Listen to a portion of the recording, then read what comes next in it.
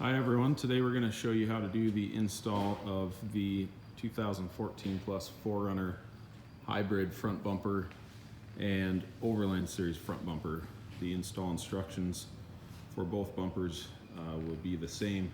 So we're going to start with just showing you what comes with the bumper. So we have the bumper itself here. Of course, we've already added lights and a winch and everything. We'll show how to do that later on. What it's also going to come with is, if you selected this option, you'll get the washer tank skid here. There's going to be two L brackets that bolt to the side of the bumper and to the frame.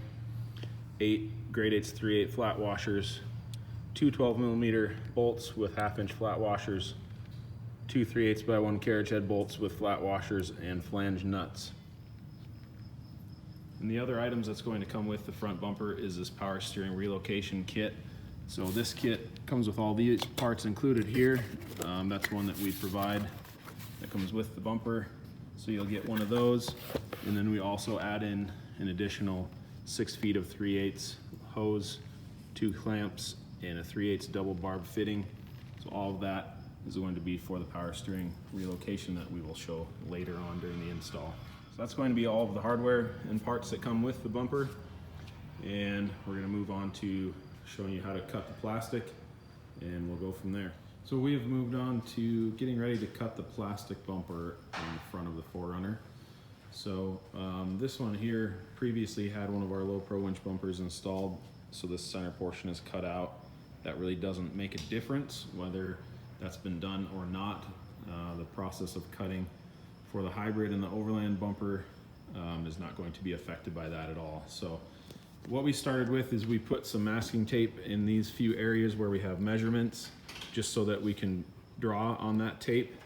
So we're going to start and show you where to measure from. So the first one is going to go from the very tip corner of this plastic here where it meets the headlight, straight down to this line here, 3 7/8 inches. So we're just going to kind of hold the tape measure on there and show you guys how we mark that. So we got 3 7/8 there, and that was from this very tip right here. So the next point that we measure from is going to be 3.5 inches down, right from this where the plastic meets the headlight right there.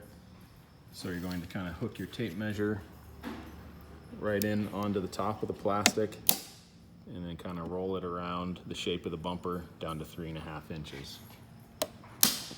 Next measurement is going to be coming up from the fog light cover right here. So this very back corner, put the tape there and go up 1 5/8 inches. Next measurement as we come around is going to go from this corner right here straight down 4 3/4 of an inch. So you want to make sure and hold the tape measure somewhat straight on that one. Just pull it straight down from the plastic up top down to 4 3/4 right there. So the next measurement you're going to make as we come around to the center grill portion here, you're going to go 1 1/8 down from this and make a mark on your tape there. And then we'll need to cut across the mesh portion here where we've got that red tape. So essentially what we are going to do is come down one entire space and cut on that divider, but we also have provided a measurement too for you. So that's 1 7/8 inches down from the bottom of that grill cover there, down 1 7/8 to the top of the tape. All right, so now that we've got all of our measurements marked on there with this white masking tape, we're going to take some just 1/2 inch wide red masking tape, and we're going to show you how to mark all the way along those lines and follow around the corner into the grill there. So you're going to want to start on the outside corner near the fender, line it up with where the plastic meets the metal fender right at the top. Then you can pull your masking tape around the corner across the measurements that you made, and then you just need to kind of push it inside this area, down into the grill mesh portion there.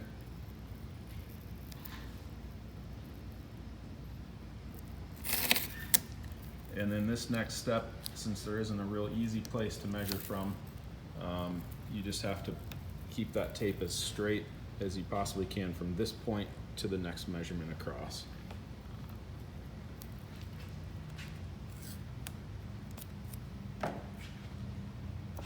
And you'll continue with your tape, wrap it around the corner all the way to your 1 1/8" measurement on the inside. So that's how you line up all of your marks together, and you're going to want to cut along the top of that tape. So we put little arrow markers on there just to remind us of which direction we need to cut, which side of the tape we need to cut on.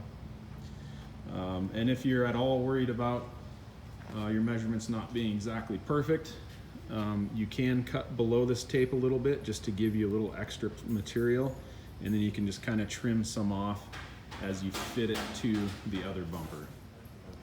So all of our marking has been done, so we need to remove the bumper cover now to do the cutting. We don't recommend cutting on the vehicle, so you're going to want to take the plastic bumper cover off. So we're going to show you where the hardware is for that. You've got some screws inside the fender here. Those all take a 10mm socket. They go along the bottom of the bumper here. There's one there. Normally there's one here as well. Since this bumper previously had a low pro installed, the center portion is missing, but typically there's, I think, 4 screws all the way along the bottom of the plastic along here. So, and then the same thing on the passenger side. Come up in here, take this 10mm socket again there with these screws all the way along the inside of the fender up to the corner here. And then the other thing you'll need to do is disconnect your fog lights. You'll have to reach up inside the plastic, unplug the fog light, and disconnect those so that the cover is ready to pull off.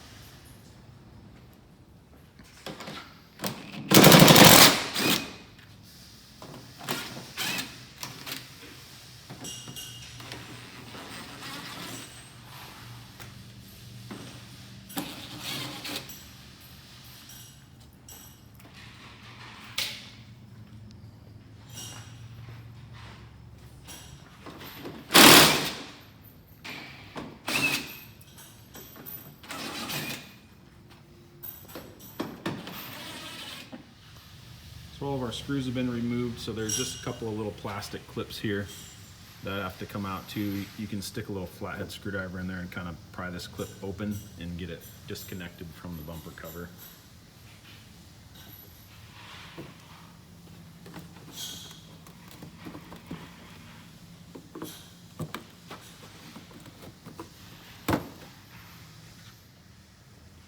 All of our fasteners have been removed from the bottom of the bumper, so next we need to remove this plastic cover up top here. So there's a bunch of these little clips. You'll push the center down, and then you can get a flathead screwdriver underneath and pop the clip up. So you'll want to go around and remove all of those all the way across the inside and the front, and take that cover off. Popped all the little plastic clips out, so this cover just comes straight off now. And the next thing up top that we need to do, there's a few more screws that need to be removed and plastic clips as well. So the top of the grill right here, and then down inside behind the grill, there's more of the plastic clips. So those you can just stick a flathead screwdriver under and pop the top up on it. You'll also need to remove this screw here with 10mm socket, and that should be all the remaining hardware to get the top of the bumper cover loose.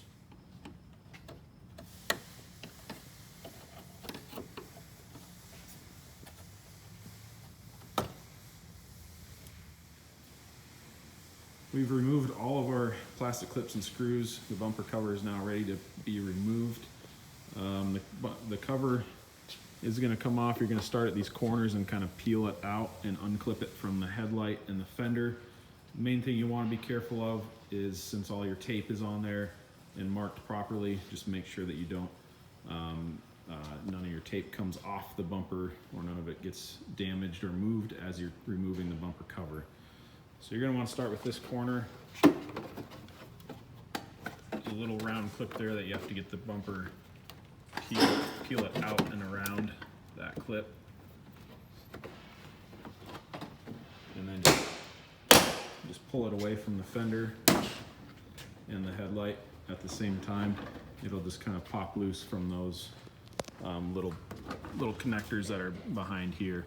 So just give it a firm pull and it'll pop loose, and then the cover will come right off the front.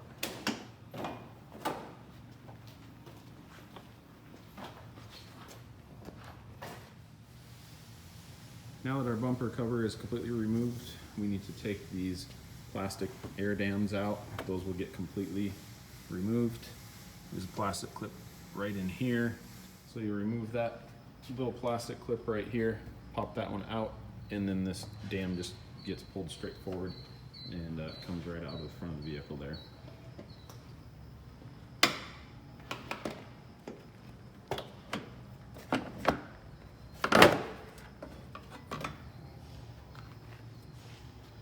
So we want to remove both of those air dams from the front.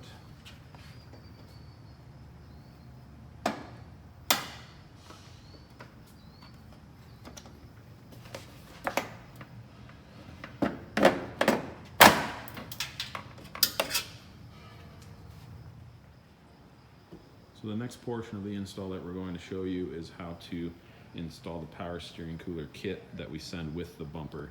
So we'll be removing this big steel line here, this rubber hose, and this steel line, and replacing all that with rubber hose and a cooler. So we want to be working in this fender well to make one of the connections to the rubber line back here. So we found that it's easiest to remove the driver front wheel and tire just to get it out of the way, so you have room to work in here. If you have shock reservoirs, you want to remove that from the frame and just let them hang out of the way. And then you want to pull this rubber little cover off, pop these plastic clips out, pull the rubber cover out of the way so you can gain access to the power steering line that's behind there. And you'll also want to remove this screw here and this one across this front cross member here. There's one on each end, one here and one here, that hold the steel line in place. And then again, this one right down here on the passenger side. All right, now we've got the items removed from the driver fender well area. We took the wheel and tire off, unbolted the reservoir, let it kind of hang for the shocks there, took this rubber fender liner out, and now we have access to the power steering cooler line, which is this top one here. That's what we're going to be working on a little bit later in the next step. So that's the power steering there. Then we came around the front, removed all of the bolts that hold these lines in place. So those are all disconnected now. And then next thing we're going to do, take this clamp off, slide it up the tube, remove the rubber hose from the steel line and let it drain out. So we've got a drain bucket here to catch the power steering fluid. And then once this line kind of finishes draining out, you can bend this steel one down, kind of stretch it down so that it can drain from the system that's still on the vehicle there. We've got our line disconnected here. We pulled off the rubber part, and then we actually took a small Phillips head screwdriver and put it in the end of this tube so we could bend it down and let it drain into the bucket a little easier. Once most of the draining stops, we just put a plug on the end of this line for now. You could also, put a rag on there and tape it on or something just to help stop the dripping there. We want to go over to the driver's side and do the same thing now. We're going to come over here, disconnect the rubber line, pull it off. You can remove this hose completely. We won't need that anymore. And then we're going to do the same thing here, bend this one down and let the system drain a little bit more. All right, so we've moved over to that driver's side, disconnected the rubber line, bent the steel one down to let it drain some more. Remember that having this plug on here right now is pretty important, or a rag or something that's taped on there, because what we're going to do next, we're going to move the wheel back and forth a little bit to work some more fluid out of the system and get it to just drain out of this one tube here. So we do this, we've got ours on the car hoist, obviously. We can just move the wheel by hand. If you've got it on the floor, you know, you can just reach inside the vehicle and turn the wheel, the steering wheel, that way. So you can see quite a bit more fluid comes out of the system as you move the wheel back and forth. So do that a few times just to get kind of the rest of the fluid out. That way it's not such a big of a mess when you remove those steel lines from the system. Now that we've worked out some of the extra fluid, not all of it has to be taken out of the system, but it's nice to just get a little extra out so it doesn't make such a mess. But anyways, we worked out some more of that fluid, and next thing we need to do is get back on the driver's side fender well area here, and we're going to remove this bolt that holds this power steering line, and then we need to pull this clamp back and remove the rubber line from this steel line here. And that steel line is this one here. It's the same line, so that one can be completely removed from the vehicle after it's disconnected from the rubber. Over on the passenger side, same thing needs to happen here. So there's another mounting bracket up inside the frame that holds the line to the top of the frame. You can access that bolt from the fender well on the passenger side. So you're going to get right in here, and you can see that bolt on top of the frame right through that opening that's holding this little metal bracket down. You remove that bolt, and then that steel line will be able to be removed from the front of the vehicle once you disconnect the rubber line from it inside the engine bay. All right, so now we've got this metal bracket disconnected. We moved our metal clamp back on this rubber line. What we found works pretty good to remove this steel line is to have someone help you. You can grab a hold of this rubber line somewhere towards the back here. Grab this with a pair of pliers or something and hold on to that tight while someone helps you out here. They can grab this line and kind of twist and pull it on it at the same time. That'll help break it free from the rubber line and pull it out and get it disconnected. So on the passenger side, got the steel line disconnected from the frame here, and we removed the one that was farther up the frame from the fender well area. And we're going to take that rubber hose, that one connects to the power steering reservoir. So that is this hose right here. So you can remove this clamp, slide it down, and take that hose completely off the reservoir. We're going to replace that one with a different piece from the kit. We're working on the passenger side here. We disconnected the line from the reservoir up above, and now we're trying to get this steel line up and out of the engine bay. So we removed this metal clamp that was connected to this. It was on this just a little bit farther up the line. So we took that clamp off and then kind of worked the line up into the engine bay. And then from up above, now you can see that there's another clamp that needs to be removed from the line. This is the one that was bolted to the top of the frame before. So we just need to get in there and take that screw out, the 10mm wrench, and then this clamp will remove from the line, and then we can pull the entire line up and out of the engine bay and get it out of the way. All right, so now we've got all of the power steering, the steel lines completely removed. The ones that came down here before, the one that goes across the front of the radiator, all of that has been removed. None of those parts are needed anymore. They can all be discarded if you do not want them. Now the reason we do this is mainly, like now you can see how much more clearance there is without the lines there. These lines used to hang way down, and they're exposed after you put the bumper on. So one reason we're doing this is to remove those lines, get them out of the way so that they can't be damaged and while you're off-roading. And then the other reason is to gain more clearance for winches and everything in this area, because that steel line runs right across here and sticks out right to where your winch needs to mount. So it helps out with two things there. Essentially gets the lines out of the way so they can't be damaged and gives more room for the winch. So now that everything's been removed, we're going to start with installing the new hoses. So the kit comes with one piece of 4-foot long hose, and we provide an extra barb fitting that goes in there. So you're going to want to push this fitting into the end of the 4-foot chunk of hose. We use a little WD-40 on there just to kind of help it slide in a little easier. You'll have to push it against something and kind of twist and wiggle, and it'll work its way on there. So next thing you want to do is make sure that you've got a hose clamp on the line before you put it on the vehicle.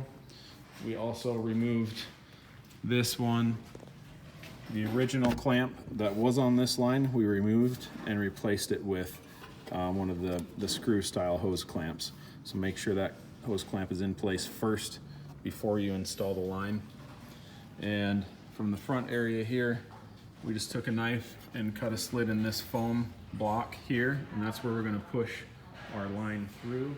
So we're going to take the 4-foot chunk with the barb fitting on it, put the barb fitting end through first, right through our slotted hole with the hose clamp, and that's going to come through into the fender well area.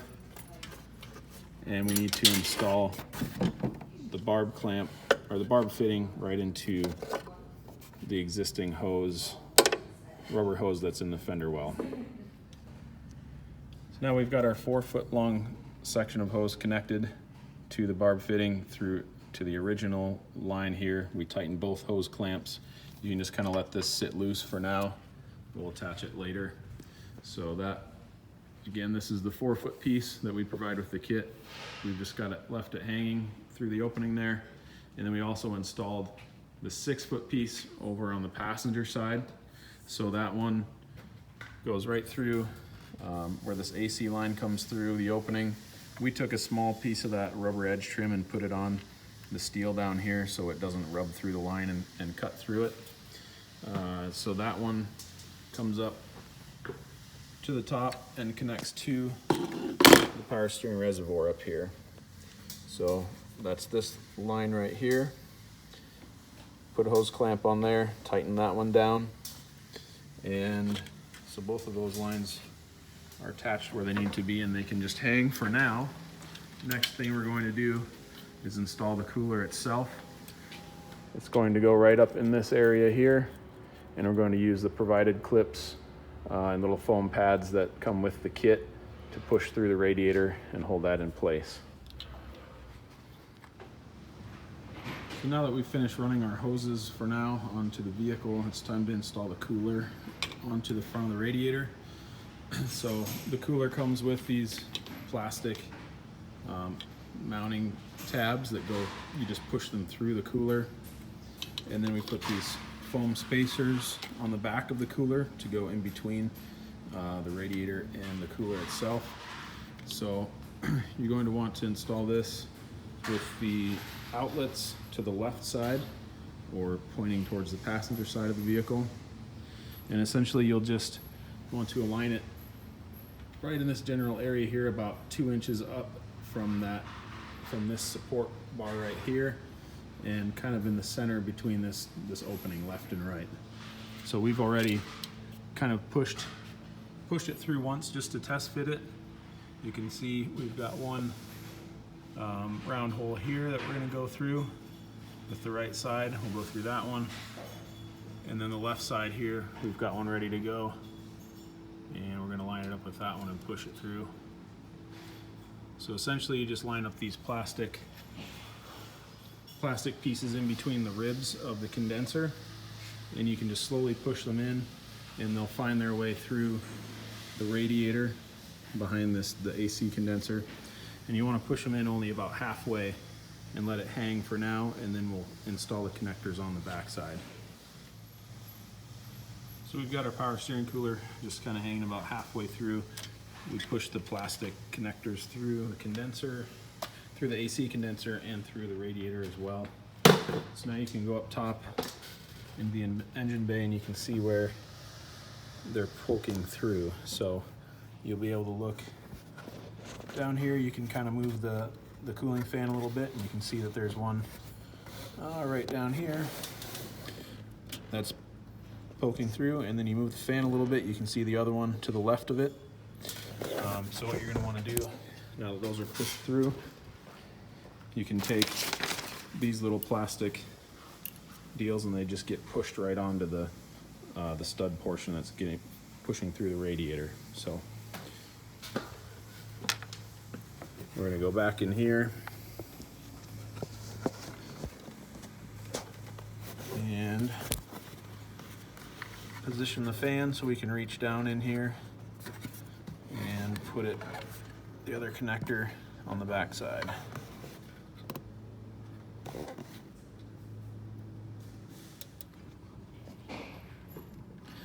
Alright, so you can see that we've got the connectors on the back side of those plastic studs that hold the cooler to the radiator. Got both of them on, just pushed them on a couple inches and left them loose. We want those to stay loose for now because we want the cooler to have some room up top here to move while we're connecting the rubber lines. So you can see that those have all been connected now. We took the line that comes from the driver's side. It runs over the top of the cooler and connects into the bottom connection. And then the line from the passenger side, we cut it to length to where we wanted it, connected it to the top of the cooler. Now that those are connected, you can push these all the way in and then tighten the connectors from the back to make sure that cooler is sitting nice and level. And then you can push the connectors tight on the back and it'll hold everything in place. All right, so now everything is held up in place where we wanted it. We got the cooler as level as we could get it there, and we pushed it up tight to the radiator, and then we pulled up the plastic washers on the back to hold it tight against the radiator, so there's no play in the cooler itself. It's nice and tight there. So once those are all pulled tight, we go up inside here and we want to make sure, don't forget to trim off the excess of the plastic studs that come through the radiator. So make sure that those washers are pulled up really tight and the extra is snipped off. Once that's done, you can go through and secure all of your power steering cooler lines where you want them to be. So we just ran cable ties through this hole in the frame here, tied them together right here, connected it to this little grill support right here, couple through this one hole behind the hose right there, and then coming around the corner into the fender well where we made the splice with the barb fitting. This particular vehicle has KDSS, so we attached it to those two lines there so it's nice and secure. If you don't have these lines, you can also zip tie to one of these, a couple of these holes up here to hold the hose in place. So you just want to make sure your hoses are secure all the way around and that they're not rubbing on anything sharp. You want to double check all of your hose clamps and everything, make sure they're tight. And then the next thing we're going to want to do is start to refill the system. So we'll go up into the reservoir here, and I think about 1 quart should do it. Should be plenty of fluid to refill it. So you want to start pouring that into the reservoir to refill. And as you're doing that, you can just grab the wheel, push it back and forth, or get someone inside to turn the steering wheel to help the fluid move through the system. Do not start the vehicle though until the system is full. Just turn the key to the on position so you can actually turn the steering wheel just to move the wheels back and forth and suck the fluid down. Once the reservoir is full, then you can actually start the engine and let the fluid cycle through to make sure it's still full. So we're working on refilling the power steering system here. Filled up the reservoir, and then you can see as someone turns the wheel back and forth, it'll start to burp air out of the system. So you can see the bubbles coming out, and the fluid will start to go down into the reservoir. and it'll cycle into the system. So you'll want to keep doing that for a while. Just move that tire back and forth. You can do it manually this way by moving the tire, or just turn the steering wheel inside the vehicle. But keep doing that for a while to work the fluid all the way down in there until the reservoir stays full.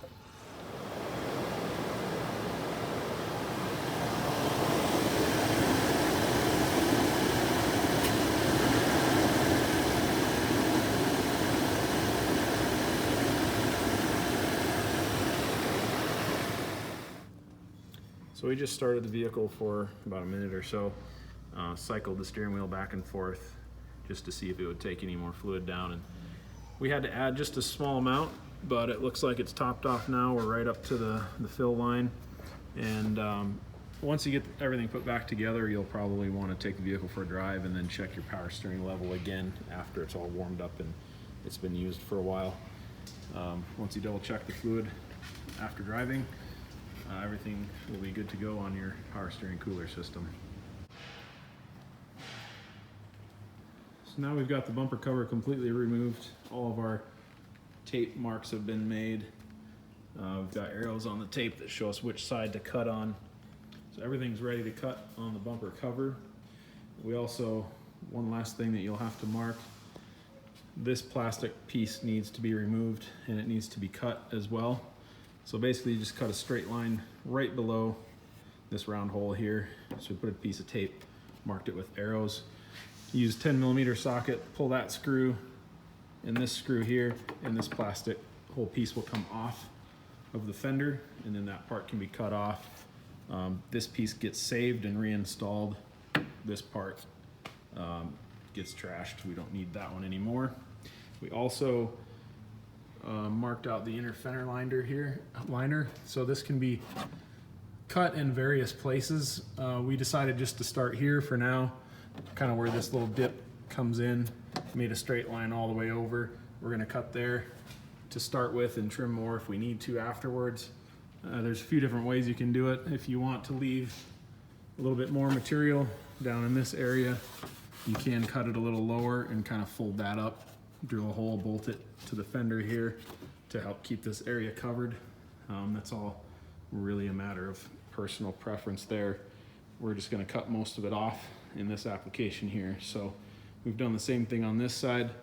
We've got our plastic clip marked up here, and the fender liner is marked as well. This piece you can cut with just like a box cutter knife. It'll slice right through that really easily. For the remaining pieces and the bumper cover, we're going to use a grinder with a 4.5-inch cutoff wheel. All right, so now we're getting ready to cut the plastic bumper right now. So, like I said, angle grinder with 4.5-inch cutoff wheel is what we use. Works pretty well for us. You just want to go slow and take your time, make sure it doesn't get caught in any of the corners. So we're gonna go ahead and cut this plastic.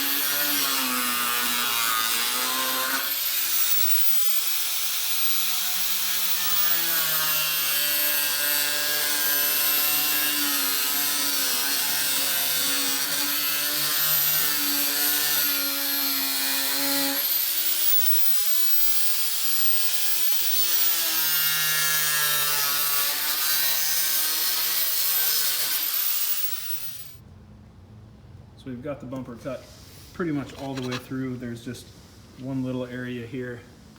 When you get through this thick portion of the grill right there, you'll have to cut just this little corner right here to get it to disconnect all the way. So you'll need to do that on both sides, cut through this little portion, and then everything should be ready to take apart. I'll cut all the way through the plastic bumper cover, so that portion is done. We've got these just little fender clips on the side that we got to cut through, so we're going to do those next real quick.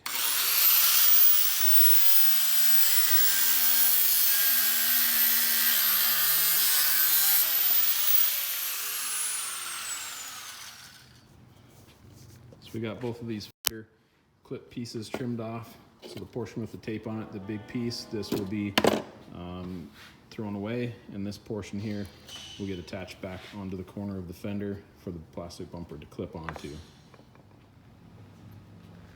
So we've taken our top portion of the plastic bumper, set it up on the cart here. We've got the lower portion all cut off. So after you go through and cut everything, you're gonna have these little kind of rough chunks on the edge of the cut. So a lot of those you can just break them off by hand and peel them off from the back side. You can get in there and just pull them off, or you can kind of scrape along the edge with a box cutter blade. It works pretty well to clean those up. If you have any areas on your cut that seem to be kind of low, or if you have any kind of wavy, rough spots, we just use like a little sanding disc on a grinder, and you can get in there and just kind of sand the edges just a little bit to remove a little material if you have a high spot. Just kind of try and even out your cut all the way along the plastic before you get ready to put it back on. So the other thing that we've done also, we trimmed out the inner fender liners. So we're just going to leave those where they are for now until we get the bumper bolted on, and then we'll decide if we want to trim more or figure out exactly where we'd like to reattach them to the fender. So we finished cleaning up all of the rough edges along the bottom of the plastic bumper cover. So those are all nice and clean now. And we put the upper portion of the plastic back onto the 4runner. So you just push it on there, same way it came off. These corners just clip in to the headlight right where we put that piece back onto the fender underneath. And then along the top, you'll go through and put all your plastic clips back in. One on each corner in the top here, this little bolt with 10mm socket in the middle, and then your plastic clips along the inside of this support structure here. So we put all those back in, and now the upper portion of the plastic is all reconnected. And then the next thing you're going to want to do as we're prepping to put the bumper on is we take one of the bolts and we thread it in from the back side of the nut here and thread it in all the way. So what you can do, that'll help hold the bumper in position. Once you lift it on, you can hang the bumper on that kind of as a mounting stud to hold it in place while you get the rest of the bolts put back in. And then you can take this one out and flip it around to the other side after the bumper is in place. So that's kind of just a nice tip to help hold the weight of the bumper once you get it up there. And the last thing that we did, just to create a little more clearance for the winch, some winches you may need to do this, some you may not, but this little air conditioning condenser line, just a soft aluminum line here, we just kind of gently pushed it over to the side. It's normally right in this area here. So we moved it over a little bit just to create some more clearance for the body of the winch to fit right there. So everything on the front of the 4runner is ready for installing the bumper now. So we're going to show you what things you need to prep on the bumper itself before it goes back onto the vehicle. So right now we're working on prepping the bumper itself to get installed onto the 4runner. So if you're going to be installing lights and a winch, you'll want to do that now. Get those put into the bumper and set up where you want them to be, because you cannot install a winch after the bumper is on the vehicle, but you can. You could put the lights in later if you wanted to. Typically it's just easier to do it now. As far as these lights could be put in later, the light bar cannot. You won't be able to get that in. So for sure you'll want the winch and the light bar installed before the bumper goes on the vehicle. These other lighting options could be worked on later on if you wish to. So what we've got on this one is a Baja Design Squadron and then a Baja Design Squadron XL. These we actually flipped, I think we flipped the light over, and then we also have to, because they fit better that way with the XL. The Squadron doesn't really matter, you don't have to flip the light, but you will need to flip the actual bezel, the trim ring, because the Squadrons are made to sit with the pedestal down on the bottom. Typically that's how they mount. So when we flip them, put them up that way, the words and everything will be upside down. So you just take these 4 little screws out, you can flip the bezel around so that the Baja Designs logo is the right side up. So we've got those mounted in there, and then we've got the S8 30-inch light bar, which you'll use the mounting legs. These ones right here that come with the light, you'll use those. They bolt directly into the tabs that we weld into the bumper. If you're using a different brand of light, you may have to use, typically we send a little L bracket that's more of a generic bracket if you order, if you're not getting in Baja Designs light. So then you can use that to fit with rigid lighting or extreme LED 30-inch light. You can use those tabs that we send to mount the light in the bumper. And then the winch is completely bolted in. You just kind of want to loop up your wires and put them off to the side so they don't get hooked on anything when you lift the bumper into place. The last thing we need to do to prep this bumper for installation, these 3/8 carriage head bolts need to go in through the slotted hole at the bottom of the mounting plate. So what we do, because you won't be able to reach in here after the bumper is on the vehicle. So we take the bolts, put them in now in the back side, and then we'll just take a chunk of masking tape and tape the bolt in there so it stays in the hole while you're installing the bumper. So these bolts don't have to line up with any holes or anything on the vehicle right now. What they're going to line up to is one of these L brackets. Later on we'll put those on, so you don't have to worry about these lining up with any holes or anything when you're putting the bumper on the vehicle. They just need to stay in the hole without falling out. So once those are both put into place, all your lighting and winch is put in, everything should be ready for bolting the bumper onto the 4Runner. All right, so we've got the bumper bolted onto the front of the 4Runner. You'll want to get at least one person to help you lift it up there and hang it on those bolts that we threaded in from the back of the mounts. So you'll want to get it hung up there and then put a couple bolts in loosely. Typically we thread in the top ones first, not all the way, just enough to hold the bumper on, and then you can get the remaining bolts threaded into the holes, leave them fairly loose as well.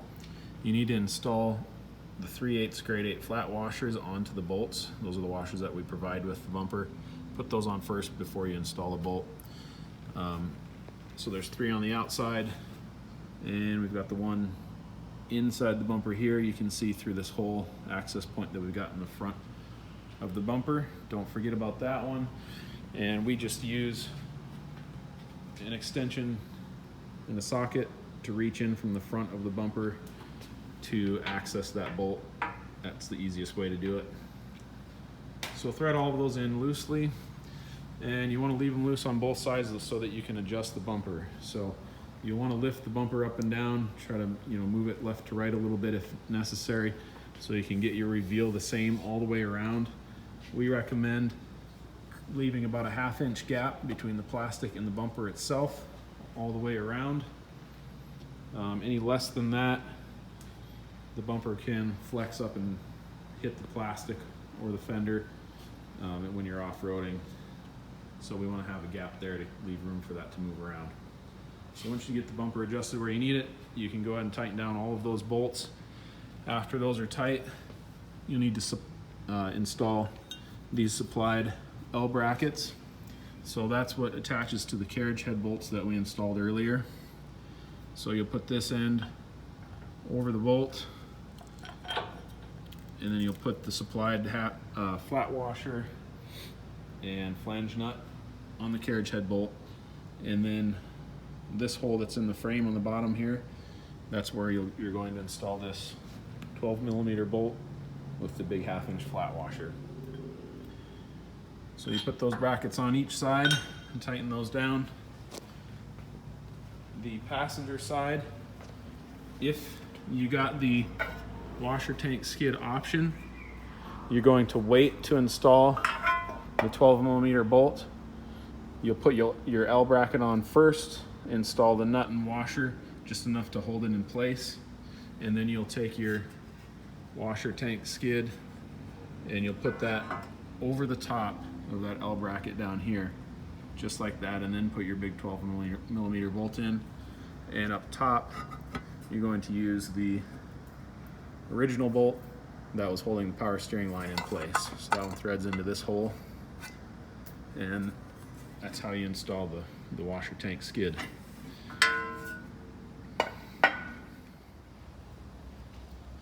So we finished installing the washer tank skid. Got those bolts all tightened down now.